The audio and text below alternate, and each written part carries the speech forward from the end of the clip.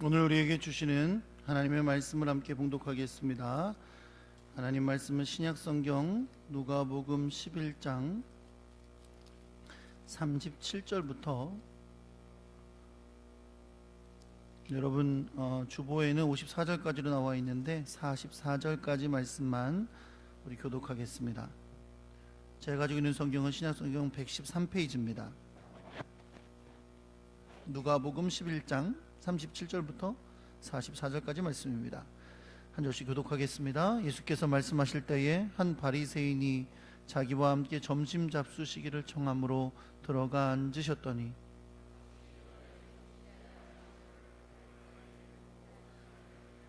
주께서 이르시되 너희 바리새인은 지금 잔과 대접의 겉은 깨끗이 하나 너희 속에는 탐욕과 악독이 가득하도다.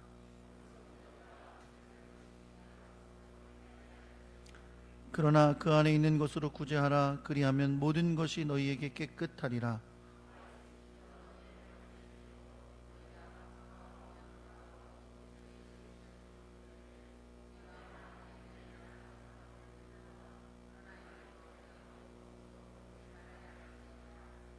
화 있을진저 너희 바리새인들이여, 너희가 회당의 높은 자리와 시장에서 문안받는 것을 기뻐하는도다.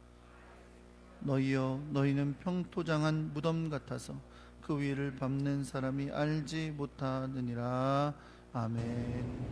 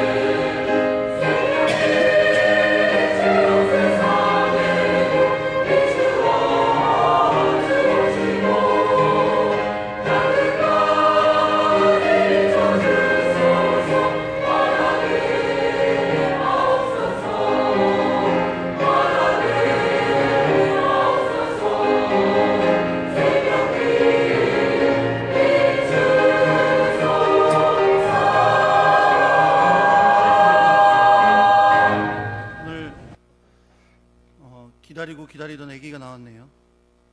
우리 권용수 형제 박인선 자매님의 아기인데요. 권태윤이 오늘 교회에 처음 나왔습니다. 데리고 나오세요.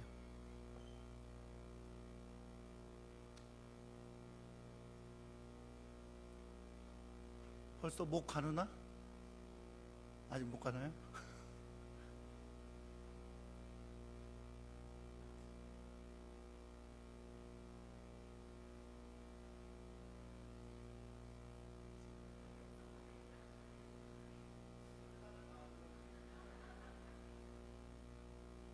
먼저 보여드릴까요? 앞에 봐요, 앞에.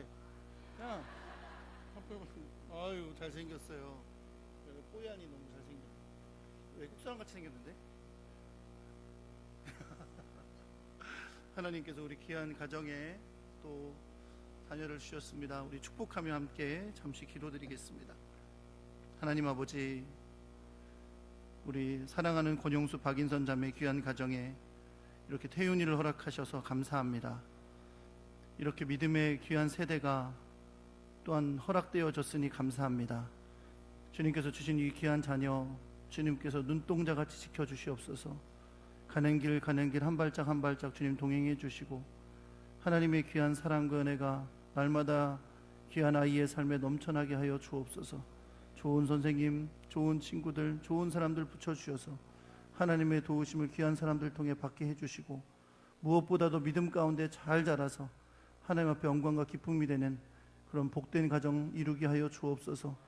믿음의 명문 가정 이루어 주께 영광 돌리고 많은 사람들에게 덕을 끼치는 복된 은혜가 있게 하여 주옵소서. 우리 할아버지 할머니 모든 가족이 아이를 위해 함께 기도하며 믿음으로 잘 양육하도록 주여 인도하여 주옵소서. 귀한 은혜 감사하며 우리 주 예수 그리스도의 이름으로 축복하며 기도합니다. 아멘. 너무 얌전하다.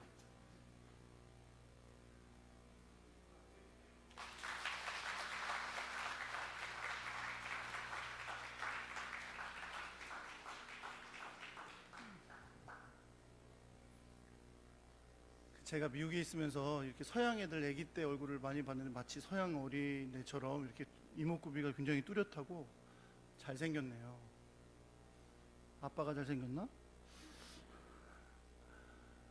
오늘 또 우리 교회에 새로 나오신 분들이 두 분 계십니다. 심은희 자매님 어디 계시죠? 네, 우리 뒤에 계십니다. 우리 박수해 주십시오. 환영해 주세요. 감사합니다. 잘 오셨습니다. 네, 한 분 더 계신데 우리 홍화자 집사님 어디 계시죠? 네, 박수로 환영해 주세요. 감사합니다. 기도하겠습니다.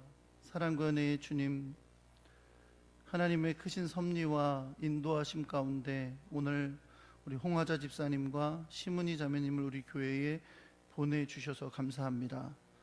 하나님께서 많은 교회 가운데 우리 교회에 보내준 것은 함께 섬기며 함께 사랑하고 함께 주의 나라를 위하여 일하라고 보내주신 줄 믿습니다.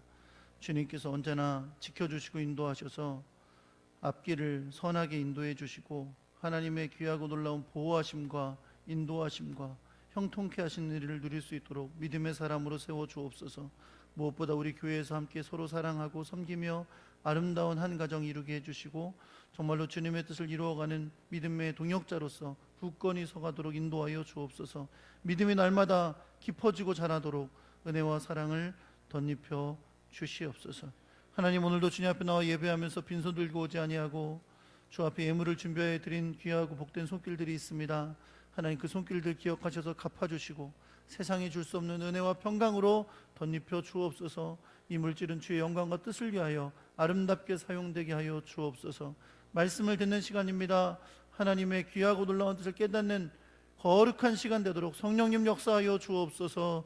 우리 주 예수 그리스도의 이름으로 기도합니다. 아멘. 옆에 분들하고 인사하겠습니다. 잘 오셨습니다. 사랑합니다.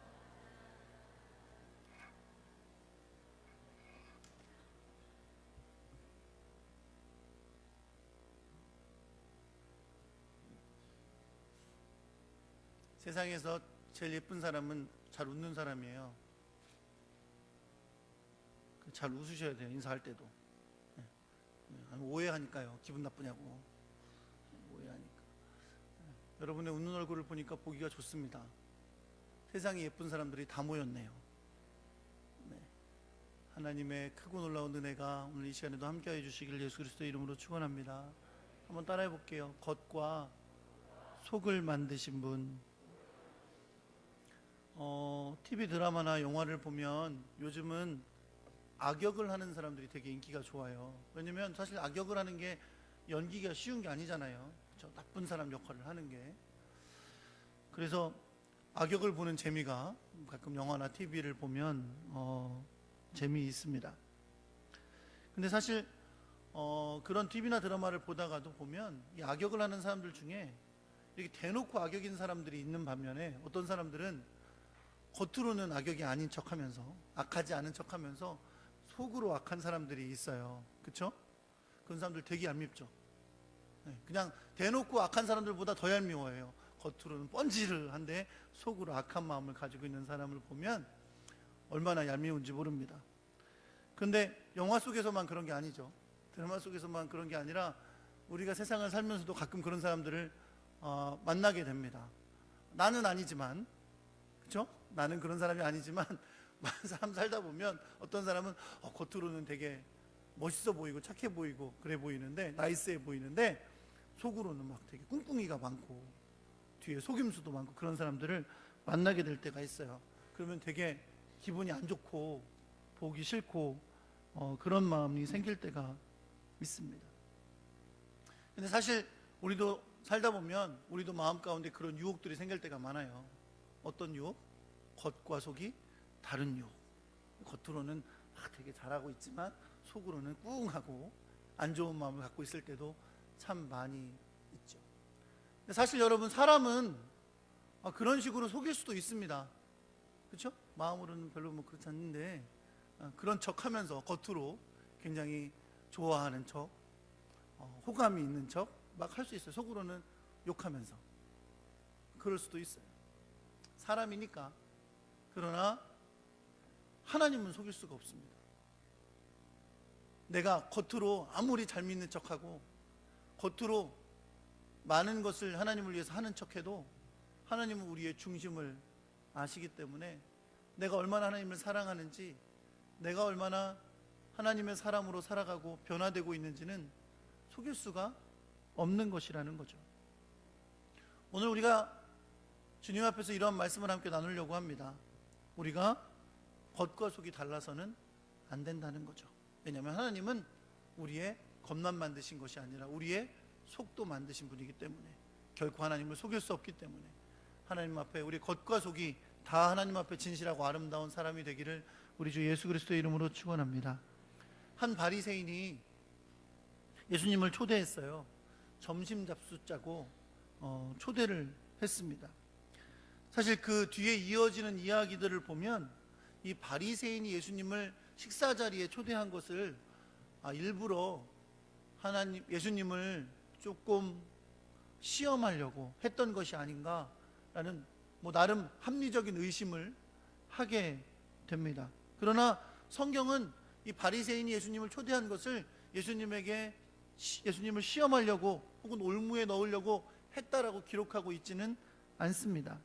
그래서 우리는 조금 그냥 순수한 마음으로 예수님이 바리새인의 집에 초대받은 것을 보면 좋겠어요.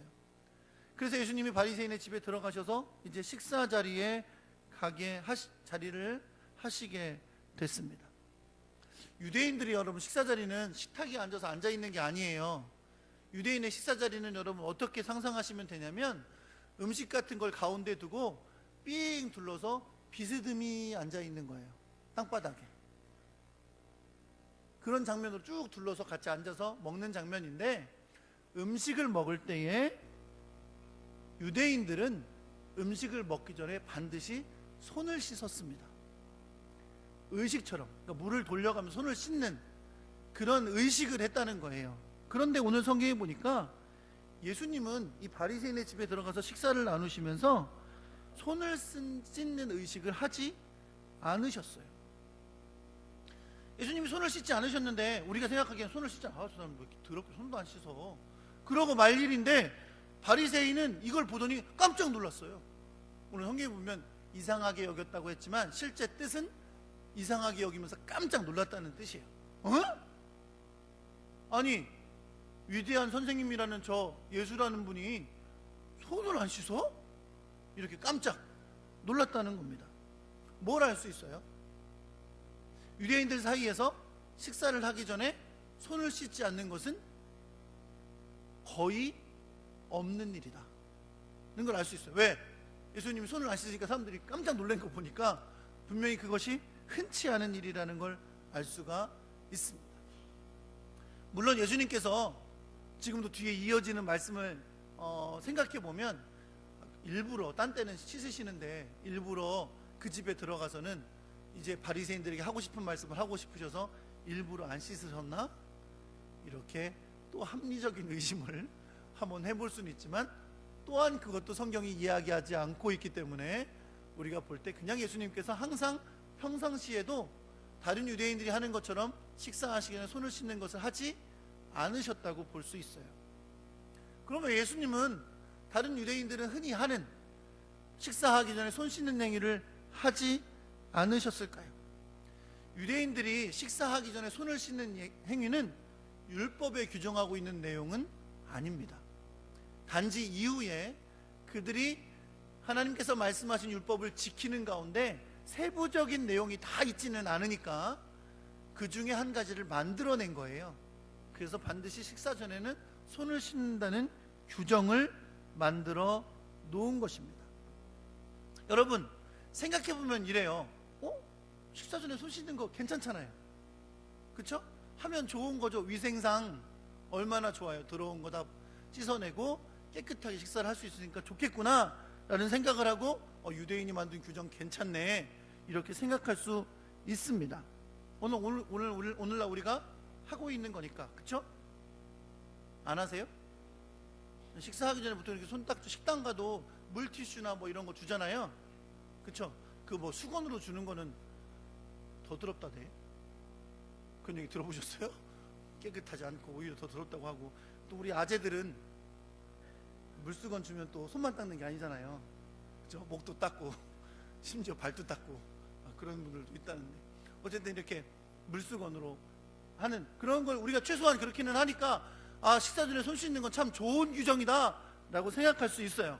위생상 참 좋은 규정을 만들어 놨구나 라고 생각할 수 있는데, 여러분 사실 그렇지 않습니다. 여러분과 저에게는 식사 전에 손 씻는 거, 평소에도 손 씻는 거, 이게 위생상 굉장히 좋은 거다 라는 것을 알고 있지만, 사실 이 손을 씻는 것이 위생상 건강하다는 것이 사람들에게 알려진 거는 그렇게 오래된 일이 아니에요. 아니요, 생각하면 오래된 일이긴 하죠. 1800년대 후반에 생겨난 일이니까요. 그전에는 사람들이 손 씻는 것이 그렇게 위생상 좋은 것이다 라는 인식을 하고 살지는 않았었어요. 1800년대 후반에 헝가리의 한 산부인과 의사가 이거를 밝혀냈어요. 왜냐하면 산부인과에서 의사로서 일하면서 자꾸 아이들이 혹은 산모들이 바이러스로 죽임을 당하고 이런 일이 계속 생기는 거예요. 그래서 이게 대책을 몰라서 사람들이 막 여러 가지 실험을 하고 연구를 했는데, 나중에 보니까 의사들이 아이들을 받으러 들어가기 전에 손을 씻고 들어갔더니 감염 비율이 급격하게 떨어지는 거예요. 그래서 그때 그 사람이 발견을 했습니다. 어떻게 손을 씻는 것이 감염을 줄이는데 크게 도움이 된다라는 것을 밝혀냈어요. 그분의 이름이 제멜 바이스라는 분입니다. 세상에 많은 발명가들이 있잖아요. 에디슨도 있고 뭐 많은 발명가들이 있는데, 그 중에 제가 보기엔 제일 간단한 발명가가 이분이에요. 손 씻는 것이 건강에 유익하다는 걸 밝혀내셨어요. 그래서 여러분 매년 10월 15일이 무슨 날인지 아세요? 10월 15일이 세계 손 씻기의 날입니다. 지금도요, 손 씻는 것이 건강에 유익하다는 걸 자꾸 전파해야 하는 이유가 있대요. 아직도 아프리카나 여러 낙후된 지역에 살고 있는 어린아이들이요, 음식 먹기 전에나 그런데 자주 손을 씻는 것을 하게 되면 그들이 여러 가지 감염으로부터 보호받아서 죽지 않게 될 확률이 굉장히 높대요. 아직도 그래서 유엔에서는 10월 15일을 세계 손 씻는 날로 정하고 있습니다. 우리도 어떻게 올해부터 10월 15일 부근의 주일을 세계 손 씻는 주일로 해서 손 한번 씻고 시작할까요? 그러니 예수님의 시대에 유대인들이 손 씻는 규정을 가지고 있다고 그게 위생상 좋기 위해서 한 거다라고 생각할 필요는 없습니다. 사실 유대인들이 식사를 하기 전에 손을 씻는 행위를 하는 것은 매우 종교적인 행위예요. 쉽게 말하면 종교적인 정결을 위한 것이라는 뜻입니다. 이게 무슨 말이냐면 여러분 이런 거예요. 예수님의 시대에 이 사람들은 구약의 율법을 따르잖아요. 구약의 율법 보면 사람들이 부정하게 되는 여러 가지 이유들이 있는데 그 중에 상당수가 뭐를 통해서냐면 접촉을 통해서예요. 그러니까 피부병 걸린 사람에게 접촉된 경우, 시체를 만졌을 경우, 만졌다는 건 접촉한 걸 얘기하는 거죠. 그런 경우에 종교적으로 부정하게 되는 일이 생기는 거죠. 그러니까 시대가 흘러서 계속 있다 보니까 이제 유대인들이 이 부분에 굉장히 예민해졌는데, 바리새인들은 더더구나 그랬겠죠. 예민해졌는데 특별히 이들이 항상 주의해야 됐던 게 뭐냐면 예수님이 살던 시대만 해도 이제 유대인들이 이방인들하고 여러 가지 삶에서 만나는 일들이 많이 있었어요. 근데 유대인들은 이방인들과 접촉을 해도 부정케 된다, 이런 생각을 가지고 있었거든요. 어떤 사람이 어디서 만났을지 모르잖아요. 그래서 이 바리새인들을 중심으로 유대인들이 어떤 규정을 자꾸 만들어냈냐면 수시로 손을 닦는 것. 특히 식사하기 전에는 반드시 손을 씻어야 되는 거죠. 왜? 내가 어떤 부정한 거 접촉했을지 모르는데 식사를 그 상태로 하게 되면 그 부정한 것이 내 몸속으로 들어온다고 여겼기 때문이죠. 그래서 이 유대인들은 식사 전에 손 씻는 규정을 가지고 있었던 것입니다. 이런 것을 철저하게 지키는 사람들이 있었어요. 율법뿐만 아니라 이렇게 후에 장로들의 유전이라고 불리는 여러 가지 정통들을 아주 철저하고 꼼꼼하게 지키려는 사람들이 있었는데 그들이 바로 바리새인들입니다. 유대인에는요, 예수님 시대에는 유명한 세 개의 유대교 종파가 있었는데 첫째가 바리새인, 둘째가 사두개인, 셋째가 열심당이었어요. 이게 유대교 중에 세 개의 대표적인 종파였습니다. 그 중에 바리새인들은 어떤 사람이냐면 정말 율법과 그 후에 만들어진 여러 가지 규정들을 아주 꼼꼼하고 철저하게 지키려는 사람들이에요. 하나도 빠뜨리지 않고 아주 세밀하게 지키려는 사람들. 그 사람이 지금 예수님을 초대했는데 예수님이 식사를 하시기 전에 손을 안 씻으신 거죠. 그러니까 어떻게 해요? 깜짝 놀라는 거예요. 아니, 어떻게 저분이 손을 안 씻고 그냥 음식을 먹지? 하고 깜짝 놀랬던 거죠. 여러분, 바리새인이 되는 게 쉬운 일이 아니에요. 그 당시에 여러 가지 규정들을 보면요, 바리새인이 되려면 약속을 해야 돼요. 내가 오늘부터 바리새인 될랍니다, 그런다고 되는 게 아니에요. 11조를 바리새인에 합당하게 드려야 된다는 걸 약속해야 되고, 또 엄격하게 율법과 정결 규정을 지키겠다고 서약을 해요. 바리새인이 될 수가 있었습니다. 여러분, 빌립보서 3장에 보면요, 사도 바울이 육체에 자랑할 만한 것들에 대해서 이야기를 해요. 많은 사람들이 사도 바울을 비하하면서 자기들이 육체에 자랑할 것을 자꾸 얘기했거든요. 근데 사도 바울이 너희들이 그렇게 육체로 자랑할 것이 많다면 나도 많다, 그러면서 이야기합니다. 나는 유대인 중에 유대인이고 헬라인이고 또 베냐민 집하고 하는 얘기를 해요. 그 다음에 뭐라고 하는지 아세요? 나는 바리새인 중에 바리새인이다 라고 해요. 그러니까 바리새인이 됐다는 건 유대인들 사이에서 자랑거리였어요. 왜? 철저히 율법을 지키는 사람이라는 자랑거리였고, 또 사도 바울은 뭐라 그래요? 열심으로는 내가 율법을 누구보다 지키는 자라고 말을 합니다. 물론 그 가운데 어떤 자랑 또 하냐면 내가 열심으로는 예수 믿는 사람들을 핍박하던 자다 라고 자랑까지 하는 것을 우리는 성경을 통해 볼 수 있습니다. 그러니 여러분, 이런 거예요. 여러분, 우리 생각할 때는 바리새인 그러면 대부분 성경에서 예수님하고 싸워요. 그렇죠? 예수님을 막 공격하고 비난하는 일에 바리새인들이 등장하니까 바리새인 그러면 우리는 일단 기분이 나빠요. 별로 좋은 사람처럼 보이지를 않아요. 좋은 놈 나쁜 놈 하면 나쁜 놈에 해당되는 사람들이 바리새인이에요. 그러니까 바리새인들은 뭐 굉장히 나쁜 걸로 우리가 인식하지만 사실 성경에서 보는 바리새인들의 모습을 보면 이 바리새인들은 정말 누구보다도 종교적으로 열심히 있던 사람들이에요. 철저하게 율법을 지키고 열심히 종교적인 행위를 하던 사람들이라는 겁니다. 그런데 예수님께서 오늘 성경에서 왜 이 바리새인들이 문제가 있다고, 이들은 잘못되어 있다고 지적하시는 걸까요? 여러분, 저는 오늘 말씀이 여러분과 저에게 큰 유익이 될 거라고 믿습니다. 물론 모든 말씀이 그렇지만 오늘 말씀이 특별히 유익이 되는 이유는 이거예요. 여러분 그런 말 하죠. 요즘 인생은 속도가 아니라 방향이다, 이런 말 안 들어보셨어요?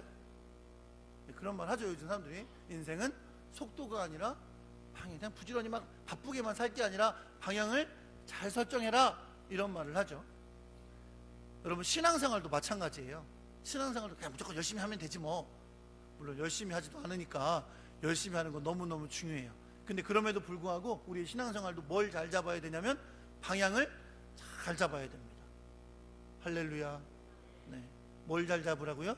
방향을 잘 잡아. 신앙생활을 내가 어떻게 뭘 바라보고 무엇이 옳은 신앙생활인 줄 알고 하느냐, 이것이 매우 중요하다는 거예요.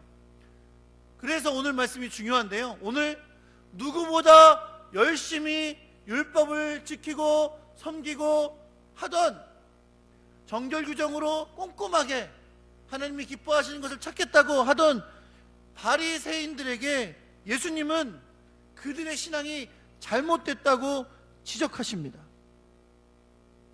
무엇이 잘못됐다고 그들에게 지적하시는 거냐면, 그들은 겉으로는 하나님을 잘 섬기고 정결한 척 하는데 그 내면이 정결치 못했기 때문입니다.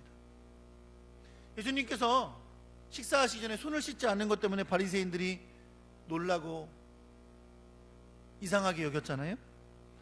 그렇게 생각하고 있는 바리새인에게 예수님은 그들의 생각을 아시고 그들의 상태를 설명해 주시는데, 너희들이 지금 어떤 상태다 라고 설명해 주시면서 뭐라고 하시냐면, 너희 바리새인들은 지금 잔과 대접의 겉은 깨끗이 하나 너희 속에는 탐욕과 악독이 가득하도다 라고 말해요.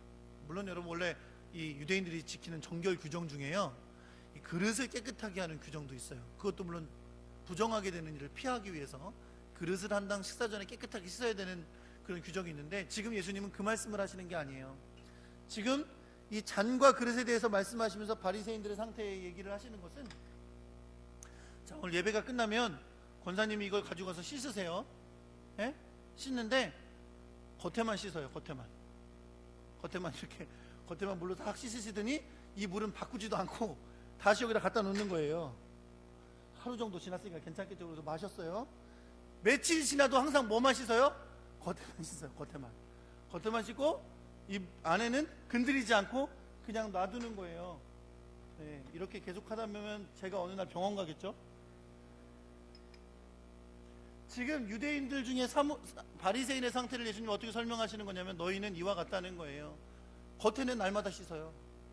겉을 정결하게 날마다 씻는데 이 안에는 탐욕과 악독이 가득하다고 말씀하시는 거죠. 사랑하는 성도 여러분, 그러면서 예수님께서 그들에게 뭐라고 말씀하셨냐면, 야, 이 어리석은 자들아, 겉을 만드신 이가 속도 만들지 아니하셨느냐 라고 말씀하세요. 이 말씀은 여러분 예 아니오를 묻는 질문이 아닙니다. 예수님은 지금 강조하시는 거예요. 뭐라고요?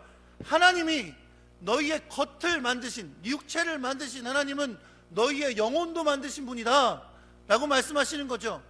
왜 이야기를 하시는 거예요? 너희 바리새인들은 겉을 부정하지 않게 하기 위해서, 부정하지 않는 것에 접촉하지 않기 위해서, 혹시 내가 부정케 돼서 제사에 참여하지 못하게 될까봐 겉을 깨끗하게 하는 건 열심인데, 너희의 내면은 그저 악독과 탐욕이 가득해서 더럽다는 거예요. 하나님은 너희가 외적으로 정결케 되는 것만을 요구하시는 하나님이 아니라, 하나님은 너희의 내면도 만드신, 너희의 영혼을 만드신 하나님이시기 때문에 하나님의 관심은 너의 외면만이 아니라 너희의 심령 가운데 있다. 너의 영혼이 깨끗하는 걸 바라는 것이다 라고 말씀하시는 거예요. 그러면서 그들에게 말씀하시는 거, 너희가 외면을 깨끗하게 하려고 노력하는 만큼 너희의 심령이 깨끗해져야 된다는 거예요. 그런데 그들의 심령은 깨끗하지 않고 어떻다고요? 탐욕과 악독으로 가득 차 있다고 말씀하시는 겁니다. 사랑하는 성도 여러분, 바리새인들을 향해 주시는 주님의 이 말씀은 오늘날 우리에게도 매우 중요한 교훈을 줍니다. 여러분, 우리도 열심히 종교 생활할 수 있어요. 예배드리고 기도 생활하고 헌금 잘하고 봉사하고 하면서 교회에서 아주 바쁘고 교회에서 열심으로 하고 직분도 받고 노력하는 사람으로 살아갈 수 있습니다. 그것이 중요하지 않다는 거 아니에요. 여러분, 하나님 앞에 구원받은 주의 백성들이 교회를 섬기고 봉사하고 예배하고 기도하는 삶을 사는 것은 너무나 중요합니다. 그러나 잊지 않아야 될 것은 언제나 우리의 심령을 돌아볼 줄 알아야 됩니다. 주님은 우리가 겉으로 예배하고 기도하고 봉사하고 직분받고 섬기고 외적인 것만을 바라보시는 분이 아니세요. 그것만으로 기쁨을 받으시는 분이 아니십니다. 주님은 우리의 심령이 하나님 앞에 날마다 주님 닮아가는 영혼으로 변화되기를 원하시는 줄 여러분 믿으시기 바랍니다. 그래서 주님이 언급하신 것이 바로 구제예요.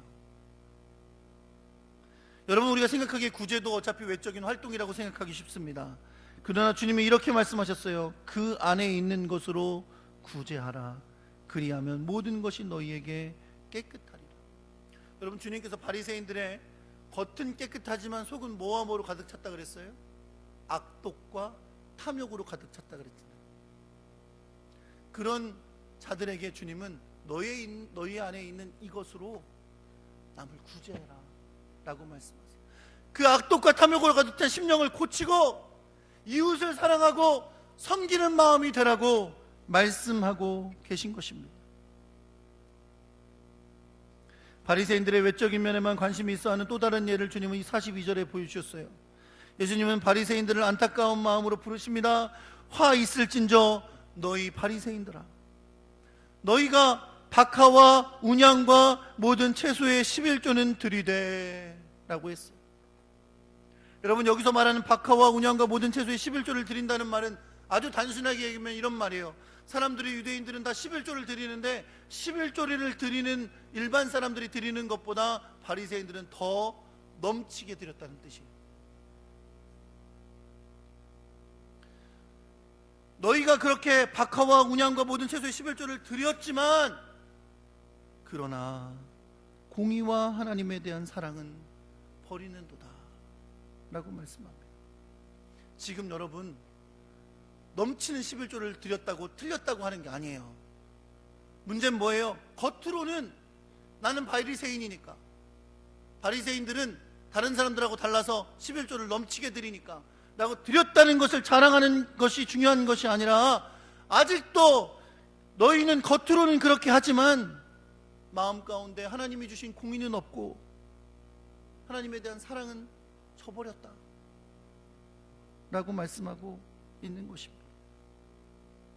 사랑하는 성도 여러분, 그렇게 11조를 넘치게 드리는 외적인 종교활동에 열심은 가졌지만 그들의 내면에 하나님의 공의를 실천하고 하나님을 진실하게 사랑하는 마음이 없는 것을 안타까워하시는 겁니다. 마음의 악독과 탐욕이 가득한 사람들은 하나님의 공의를 행하지 못합니다. 왜요? 탐욕에 따라 자기 유익을 구하기 때문입니다. 하나님을 사랑하는 사람들은 단지 종교적인 형식을 쫓는 것에 그치는 것이 아니라 하나님의 명령을 따라 살면서 하나님의 공의를 구하고 이웃을 사랑하여 구제하는 그런 사람들인 것을 여러분 믿으시기 바랍니다. 예수님은 다시 한번 화 있을진저 너희 바리새인들이여 라고 부르시면서 그들이 외적인 형식에만 치중하고 살아가는 모습이 어떤 모습인지를 예수님이 예로 보여주십니다. 예수님이 보여주신 예는 이겁니다. 너희들은 회당의 높은 자리와 시장에서 문안받는 것을 기뻐하는 자들이다. 겉으로는 깨끗한 척하지만 속으로 악독과 탐욕이 가득한 이들은 어떻게 행동해요? 사람들이 다 모이는 회당에 가면 다른 사람들보다 높은 자리에 앉고 싶어해요. 드러나고 싶은 거예요. 우린 바리새인이다. 누구보다 열심으로 율법 지키는 너희들하고는 다른 바리새인이다 라고 높임받고 싶어요.